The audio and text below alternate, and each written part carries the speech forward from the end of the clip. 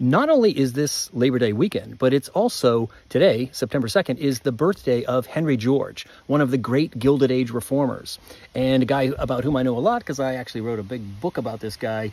Henry George is a person you may or may not have heard of, but he had an immense influence on reform and labor reform, and in fact, on the founding of Labor Day in New York in 1882. He caught people's attention in 1879 when he published his book, Progress and Poverty. And that title kind of tells you what he's talking about. He says, why, in the midst of all this astonishing economic growth, wealth creation, and new technology, why do we have not just poor people, but more poor people?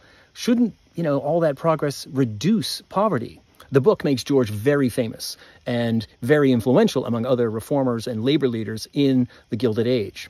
Now, I could talk all day about Henry George, but here are the key points about Henry George's message and why it's so relevant today in what many people are calling the Second Gilded Age. Here are a couple of his kind of key quotations. Let's start with this one.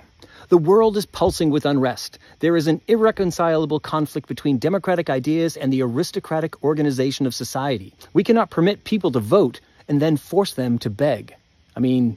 Sound a little familiar today? Also, how about this? Contempt of human rights is the essential element in building up of the great fortunes. The millionaires, the billionaires, and now the zillionaires. Henry George said it back in the 1880s. They are the greatest threat to democracy. And here's another. We cannot avoid it. Either the government must manage the railroads, which were, of course, the biggest corporations on the face of the earth at the time, or railroads must manage the government. This is what we're talking about now, right? The power of big business, the power of big tech to dominate our lives and make huge amounts of money and have no democratic accountability. And how about one more, given all the news coming out of the Supreme Court? Where justice is to be purchased, the rich have the ear of the courts. Ha! Take that, Clarence Thomas and Sam Alito.